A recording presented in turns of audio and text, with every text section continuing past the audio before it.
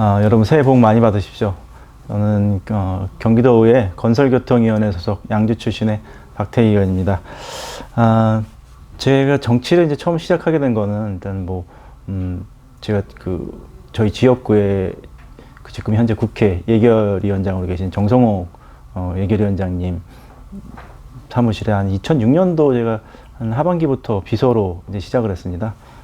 비서로 시작을 하면서 한 12년간 비서 수행도 했고 또 비서관도 하면서 지역도 사무국장도 보면서 그러면서 이제 자연스럽게 이제 정치에 발을 디디게 됐고 그러다 보니까 이제 정치를 활동을 하게 시작된 거죠. 그래서 그때 이제 당시만 해도 저희 양주가 되게 보수 성향이 강한 동네다 보니까 지역이다 보니까 제가 정말 지방선거나 선거 때마다 이제 후보자 내기를 정말 어려웠던 지역이에요. 그래서 저희 정성호 국회의원님 모시면서 거의 한 12년 정도 넘게 지역 활동을 하면서 양주의 좀 정치적인 풍토를 좀 바꿔보자. 그래서 그 바꾸기 위해서 상당히 많은 노력을 해왔고요. 그러다 보니까 지역 지역 현안이나 지역 주민들하고의 스킨십도 이제 자연스럽게 갖다 보니까 그러다 보니까 이제 정치에 지금 현재 이 자리에 있게 된 것 같습니다. 솔직히 저는 제가 제 정치를 지역에서 제 정치를 할 거라고는 좀 생각은 거의 못했는데 지난 지방선거 때 저희 정성호 의원께서 한번 직접 출마해서 너의 정치를 한번 해보지 않겠냐 그런 제안을 하셔서 제가 그 제안에 또 한 2, 3일 고민한 것 같아요. 2, 3일 고민하다가 내 정치를 한번 해보면 좋겠다라는 생각이 들어갖고 지금 현재 이 자리에 제가 이 자리에서 독자님들한테 인사드리고 이렇게 인터뷰를 할 수 있는 그런 기회가 생기는 것 같습니다. 네. 그 이행률 몇 %라고 하기는 저도 한번 그거는 따져보지 않아갖고 프로테이지는 잘 모르겠는데 일단 제 첫 번째 공약사항이 이제 말씀하신 대로 교통력 중지 확보 그래서 특히 이제 전철 7호선 도봉선하고 옥전선 연장 조기 착공 관련된 부분들 그리고 GTX 신호선 내 관련된 부분들 이제 그런 부분들이 좀 있었고 또 광역교통 대중교통 광역버스 확충 내용이 있었는데요. 일단 전철 7호선 도봉선 연장 사업을 이제 말씀을 드리면 현재 209 이게 1, 2, 309로 나눠서 사업이 진행되는데요.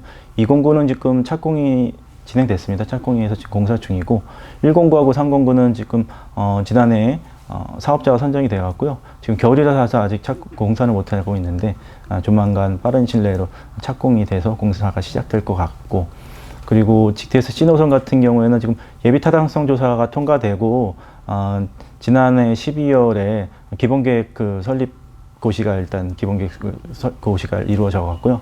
이것도 사업자 선정이 아마 올 상반기에는 사업자 선정이 되지 않을까 싶습니다. 그러면은 설계부터 기본 설계, 시설계가 이제 들어가면 이제 곧 착공이 돼서 2026년 정도에 이제 완공을 목표로 지금 잘 진행되고 있고요.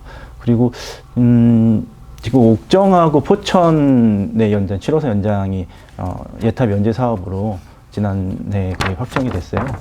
지지난해죠. 확정이 됐습니다. 그래서 그거 이제 지금 얼마 전에 주민설명회를 치르려고 했었는데 아마 다음 달 2월 정도면 다시 주민설명회가 이루어질 것 같습니다. 그래서 그렇게 되면 옥정 포천선도 이제 사업이 좀 계획대로 추진이 될 것 같습니다. 이런 사업들이 차질 없이 진행될 수 있게끔 좀 더 노력할 생각이고요.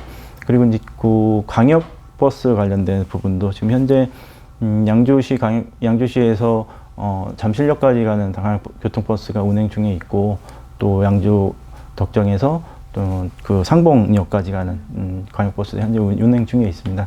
그리고 또 제가 지금 한 대 더 추가하려고 지금 추진 중에 있고 이것도 지금 잘 이루어질 것 같아요. 그래서 이것도 조만간 좋은 소식을 들려드릴 수 있을 것 같습니다. 그리고 공공산후조리원 이게 일단 공공산후조리원 같은 경우는 지금 제가 추진하고 있는 것 중에 하나가 경기 북부 공공거점병원 설립 추진을 지금 진행 중에 있는데요. 특히 북부 지역에는 의료 분야 쪽으로 보면 더 그 격차는 심하고 그러다 보면 이제 골든타임을 놓치는 경우가 빈번히 발생하고 경기 북부 지역에는 이 코로나19 확진자들을 받을 수 있는 병원이 거의 없습니다. 병실이 부족한 상황이에요. 도민의 건강이 좀 너무 열악한 사항이죠.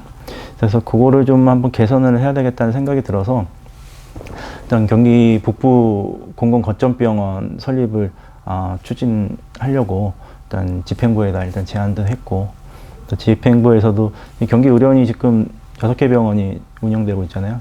의정부 병원 같은 경우는 정말 40년 이상 된 노후화 건물이고 부지도 너무 협소해서 도민들이 이용하기조차 너무 힘든 지역의 병원이에요. 그래서 이 의정부 의료원을 좀 예전부터 제 위 때 선배 의원님들 때부터도 계속 요거를 요청을 했던 내용이 있더라고요. 집행부에서도 충분히 그걸 알고 있고, 그래서 경기 의료원 의정부 병원을 개선을 하면서 자연스럽게 좀 경기 북부에 공공 거점병원 역할을 할 수 있는 그런 병원을 좀 설립을 추진을 좀 하고 있습니다. 그거는 뭐 양주 시민뿐만 아니라 제가 말씀드렸던 동두천, 연천, 뭐 포천, 가평 이쪽에 있는 도민들이 함께 이용할 수 있는 그 도민들의 건강을 책임질 수 있는 좀 의료기관으로 좀 만들어 보려고 좀 그런 걸 추진하고 있고요. 그 안에는 이제 뭐 공공산후조리원이나 뭐 재활병원, 뭐 어린이병원도 같이 이제 포함시켜서 가고 싶은 생각이지만 근데 그 현실적으로는 뭐 그렇게 뭐 재활병원이나 어린이병원 같이 포함시키기는 어려운 것 같고, 근데 공공산후조리원 같은 경우는 그 안에 일단 포함시켜도 충분히 가능하지 않을까.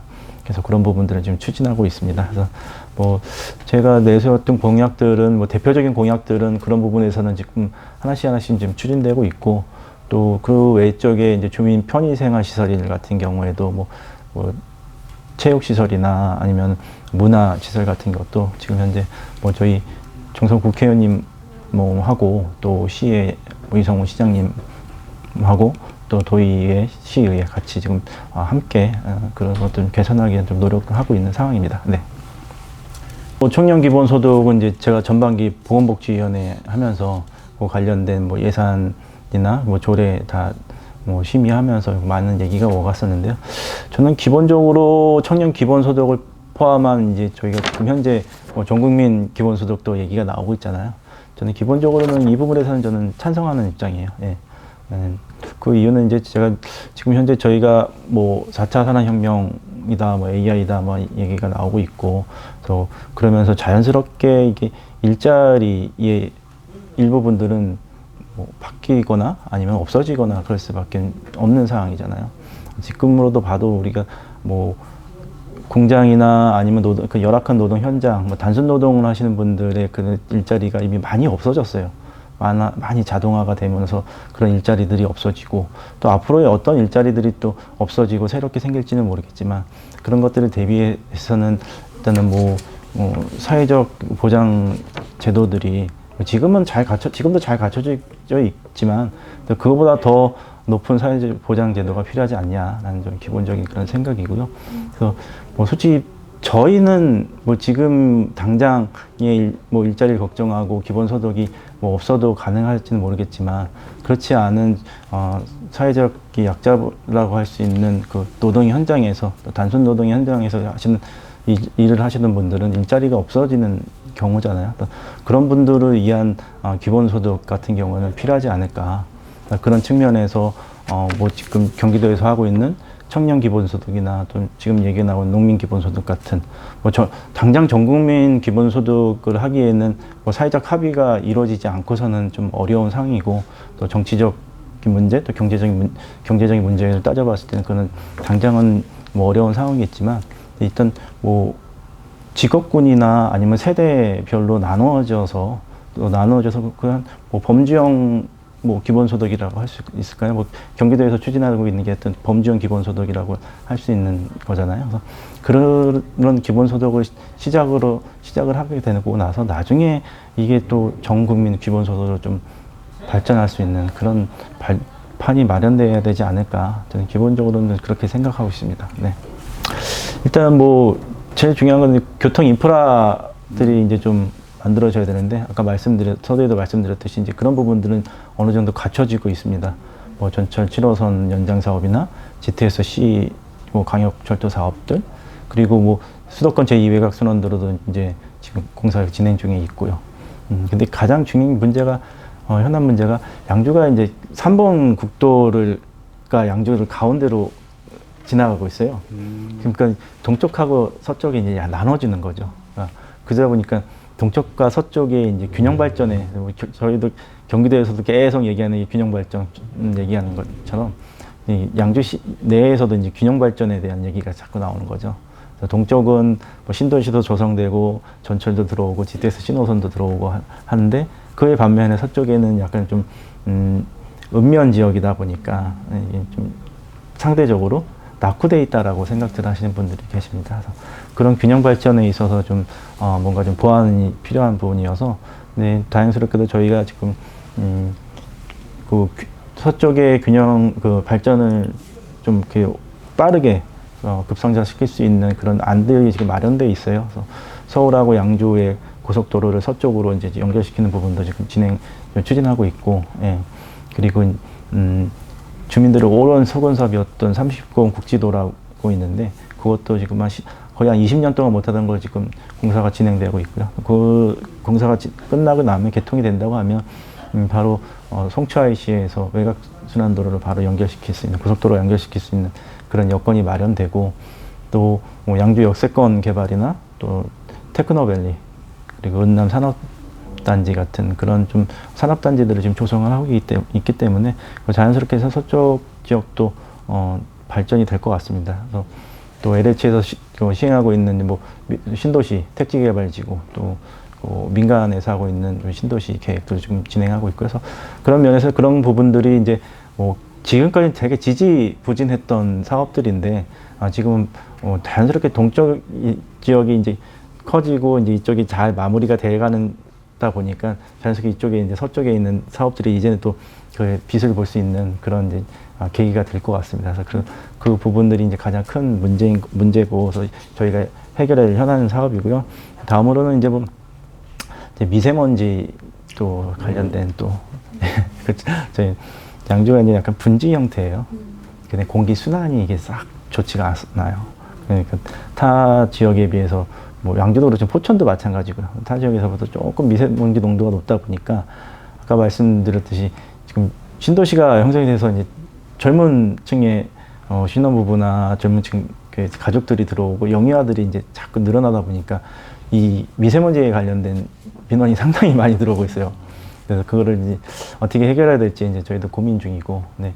마침 이제 이번에 이제 정부에서 추진했던 그린 스마트 시티 저희 공모 사업에 저희가 이제 선정이 돼서 요거 이제 개선할 수 있는 좀 여건이 좀 마련된 것 같습니다. 그래서 그런 부분들이 이제 좀 하나씩 잘 되면 지금 양주에서 옥정 신도시나 회천 신도시 같은 신도시들이 계속 뭐 사업들이 지금 잘 추진되고 있고, 그리고 뭐 은남 산업단지 말씀드렸던 그다음에 테크노밸리 또 역세권 개발을 통해서 자족 기능이 좀 이제 높아질 것 같습니다.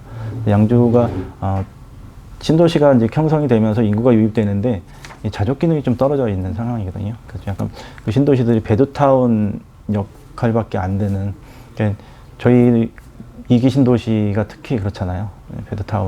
배드타운 역할이밖에 못하는 그런 상황, 그 한계가 느끼는데, 근데 이 양주의 옥정 신도시나 해천 신도시도 그 이기 신도시에 포함되어 있거든요. 그러다 보니까 자족 기능이 많이 양주가 좀 부족합니다. 그래서 말씀드렸던 그런 산업단지들을 통해서 좀 지금 정부에서 추진하고 있는 그린 친환경 그다음에 뭐 그 산업을 갖고 있는 업체들이 그 양주에 들어올 수 있는 여건을 좀 만들어야 되지 않을까, 저희가 이제 좀 그런 좀 생각으로 좀 산업단지를 추진하고 있어요. 지금 뭐 현재는 뭐 잘 저희가 계획대로 뭐 차질 없이 뭐 추진되고 있는데, 근데 지역 주민들이 느끼시는 거는 어떨지는 모르겠습니다. 뭐 주민들께서는 조금 늦는다라고 생각을 하고 계시는데, 근데 뭐 저희는 그렇지 않거든요. 지금 저희가 추진하는 계획대로 좀 하나씩 잘 가고 있기 때문에 지역 주민들께서는 그걸 좀 조금만 믿어주시고 기다려 주셨으면 하는 좀 바람입니다. 네. 그 앞서 그 2019년 7월 전반기 때 네. 상임위 그 보건복지 소속이시잖아요. 네. 그때 그 경기도 정신응급상 대응체제 구축에 관한 조례 지정 토론회를 개최하신 적이 있으시잖아요. 네네. 이거와 관련해서 좀 설명 좀 부탁드리겠습니다. 이 경기도 정신응급상 위기대 그 대응체계 구축에 관한 조례안이거든요. 제정을 했고요. 그러니까 지난 6월에 이제 통과가 됐습니다. 저희가 뭐 코로나 이 사태를 겪기 전에 이제 뭐 조현병, 조울증 환자의 뭐 범죄에 대해서 각종 뭐 언론에서 어마어마한 뉴스를 쏟아냈잖아요. 그러다 보니까 이 정신건강 이 장애인분들을 잠재적인 범죄자로 취급되는 경우도 있고, 그러다 보니까 그때 이 정신건강에 대한 그 상당한 국민적 관심이 많이 있었습니다. 국회에서도 여러 법안이 나왔고, 그래서 그 부분에 대해서 좀 제가 좀 관심을 갖게 됐고, 또 그 분야 쪽에서 활동하시는 또 분을 만나게 돼서 좀 여러 가지 얘기를 들었어요. 그러다 보니까 그분들을 위한 뭐 인권 보호나 그분들을 위한 뭐 좀 제도적 장치가 마련돼야 되겠다는 생각이 들었고, 네, 그분들도 이제 정신건강 그 가족 단체가 있는데 그 가족분들이 국회에 계속 요구는 했지만 그게 받아들여지질 않았어요. 가장 큰 지방단체인 경기도에서 이 제도를 한번 마련해 주셨으면 어떻겠냐라는 좀 제안을 받았고, 그래서 그거를 이제 저희가 한번 조례를 만들어 보자 해서 추진하게 됐는데, 처음에는 정말 힘들었습니다. 집행부에서 막 정말 결사반대, 또 현장에서 일하시는 분들도 이거는 될 수 없는 거다. 그래서 뭐 제가 낸 조례안은 다 XXX 빨간 줄 찍찍찍 그 정도로 심했었는데, 근데 그때는 뭐 저도 처음에 시작할 때는 이게 뭐 쉽게 된다고 생각을 안 했어요. 제가 보건복지 2년의 임기 안에는 하자. 근데 뭐 당장 할 거는 한다고 생각 안 했으니까. 그래서 가족분들 얘기 듣고, 또 집행부의 의견 듣고, 또 현장에서 일하시는 현장 전문가분들의 의견 듣고, 그래서 공청회, 뭐 토론회, 또 코로나가 이제 있을 때는 이제 비대면으로 이제 설문조사도 하고, 네, 그렇게 해서 의견들을 많이 취합하고, 그러다 좀 서로의 의견이 좁혀지더라고요. 좁혀지면서 나중에 최종적으로 이제 서로 이제 합의가 이루어져서 이제 조례가 이제 제정이 됐는데, 그 안에는 이제 그 위기 대응 센터라고 해서 이제 본인이 이제 좀 뭔가 이상하다 느꼈을 때 직접 위기 대응 센터를 가서 그 안에서 잠깐 한 2, 3일 정도 안정을 취하고 의사의 진료를 받고, 그리고 바로 뭐 우리가 강제 입원이나 행정 입원이 아닌 스스로 입원을 판단할 수 있는 좀 기회를 지어줄 수 있는 그런 공간 마련과, 그 다음에 좀 쉴 수 있는 일주일이고 이틀이고 쉴 수 있는 쉼터 설치 운영 관련된 거, 그리고 가장 중요한 거는 이제 동료 지원가 양성이거든요. 그러니까 동료 지원가를 통해서 같이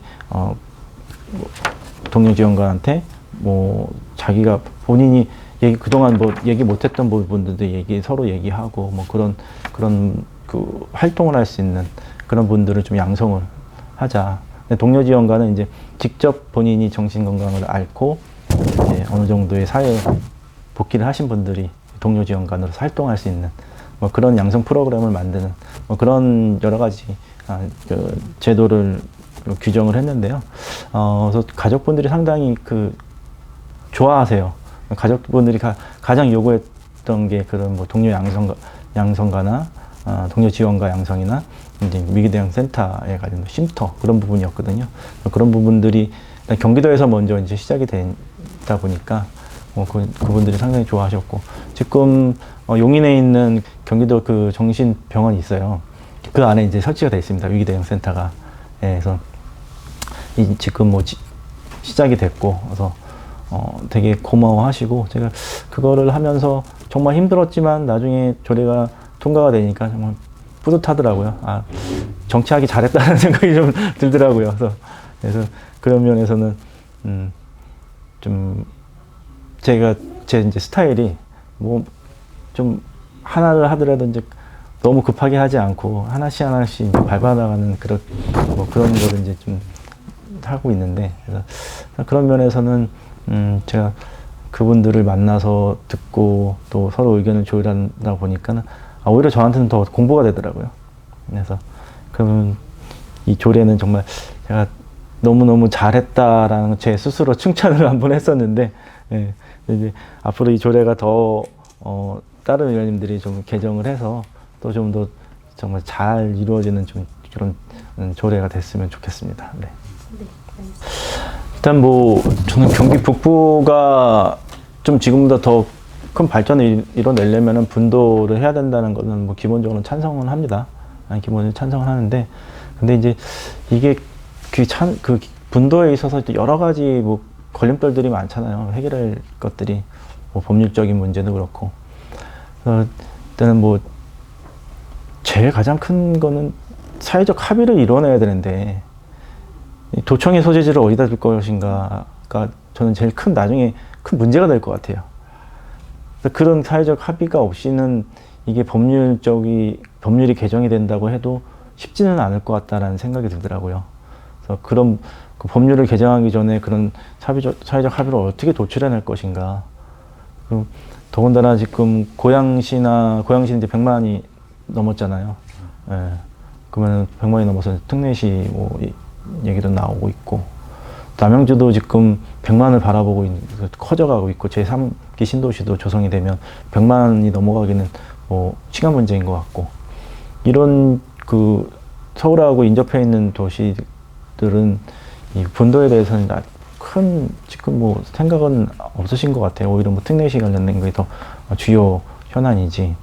그러고 보면은 일부의 그 지자체들, 그러니까 경기 북부 10개 시군이 똘똘 뭉쳐서 분도를 요구하고 해도 쉽지 않은 상황에서 일부의 그 시군이 함께 한다고 하는 게 이게 쉽지가 않거든요. 그래서 그런 부분에서는 좀 너무 어렵지 않나. 그래서 그 분도에 대해서는 기본적으로는 찬성을 하는데, 이걸 어떻게 끌고 나가고 어떻게 만들어 갈 것인가. 그래서 저는 정치권에서 먼저 하기보다는 시민사회에서 일단은 나서서 시민들, 그러니까 경기 북부권에 있는 북부 도민들이 좀 관심을 갖고 도민 스스로가 이 문제에 대해서 좀 건의하고 앞장서야 되지 않나.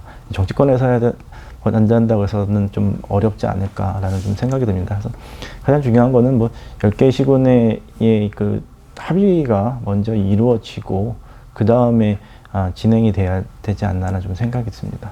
네. 2018년도 저희가 이제 의회에 들어와 있잖아요. 네. 2019년 예산 심사를 하는데, 저희 그 당시 이제 1기 예결위원이었는데, 네, 아까 말씀드린 전체 7호선 도봉산 옥전 연장선에 이제 예산이 올라와 있어서요. 그 당시에 건설교통위원회, 저는 지금 제가 건설교통위원회 했지만 그 당시에 이제 보건복지위원회 있었으니까, 그 당시에 건설교통위원회에서 예산을 삭감한 거예요. 그 예산을. 그래서 너무 황당하고 당황스럽더라고요. 마침 또 제가 예결위원이 또 있다 보니까 예결위에 그 예산이 삭감된 예산이 올라온 걸 보고 이걸 다시 되살려고 부활을 시켜야 되는데, 근데 그 과정이 너무 좀 힘들었습니다. 좀 약간 좀 의원님들하고의 좀 트러블도 있었고, 또 그러다 보니까는 이제 이게 또 지역 주민들 간의 또 갈등으로 번지더라고요. 의정부의 그 주민들, 양주의 주민들하고. 그래서 그 당시에 한 문자 폭탄을 어마어마하게 받았어요. 그래서 그 12월 달, 저희가 12월에 예산 심사를 했으니까 12월부터 1월까지 연말 연초를 문자 폭탄에 시달려갖고, 저뿐만 아니라 뭐 그 당시에 이제 계셨던 다른 의원님들도 이제 문자 폭탄을 받으셨다고 하는데, 그때 그게 너무 힘들었었고, 또 그런 힘든 과정을 거치면서 또 예산이 다시 이제 부활시키고, 그러면서 나중에는 다 또 이제 봉합이 됐는데, 지금도 이제 그 의원님하고 이제 뵈면 이제 좀 지금 웃으면서 이제 얘기하고 막 그럴 때 얘기하고 그러는데요. 그때가 이제 가장 기억에 남고요. 힘든 만큼 기억에 남은 것 같아요. 근데 그때는 정말 진짜 원망스럽더라고요. 진짜. 그래서 정말 이게 뭐 저희가 뭐 그때도 뭐 말씀드렸는데 타당 당이 다르거나 그런 건 모르겠지만 그럴 수도 있고 뭐 이해는 하겠지만, 근데 같은 당에 또 의원이고 같은 또 막 인접해 있는 접견에 있는 그 지역의 의원들이고 또 몰랐던 사이도 아니고 예전부터 서로 형동생하고 알았던 분들인데 그러고 나니까 너무 그게 좀 힘들었어요. 그래서 근데 다행스럽게 그 예산이 이제 다시 부활되면서 잘 봉합이 됐는데 그때가 가장 인상이 깊고 아까 말씀드렸던 우리 정신건강 위기 대응 체계 구축에 관한 조례를 제정을 하면서의 그 과정들 힘들었지만 나중에 통과가 돼서 되게 가장 뿌듯했고 정치 참 잘 시작했다 라는 생각을 그때가 가장 그 두 가지가 제일 가장 기억에 남는 것 같습니다. 네. 일단 뭐 제가 처음에 이제 정치를 시작하면서 제 지방선거에 출마하면서 지역 주민들하고 약속했던 게 이제 좀 겸손하고 더 낮은 자세로 좀 섬기겠다라고 이제 제 약속을 드렸는데 지금도 뭐 같은 생각으로 좀 하려고 해요. 근데 뭐 하다 보면 조금 뭐 흐트러질 수는 있지만 또 다시 마음 잡고 지역 주민들을 위해서 봉사하는 마음으로 좀 더 앞으로 더 열심히 노력하려고 하고 있고 또 주민들과 또 집행부, 공무원 공직자분들하고의 좀 더 많은 좀 소통의 시간을 가지려고 합니다. 네, 그래서 좀 지역이 좀 더 발전되고 또 특히 경기 도민은 물론이고 양주 시민들한테 좀 도움이 되는 또 삶의 이로운 정치를 좀 하고 싶습니다. 그래서 제가 아까 저희 정성욱 의원님 자꾸 말씀드리는데 저한테는 정말 지금까지 한 15년, 16년 의원님 모시고 같이 정치 활동을 하고 있는데 저도 뭐 인생의 뭐 선배이시기도 하지만 정치적으로는 저한테 큰 스승이자 또 아버지 같은 분이시거든요.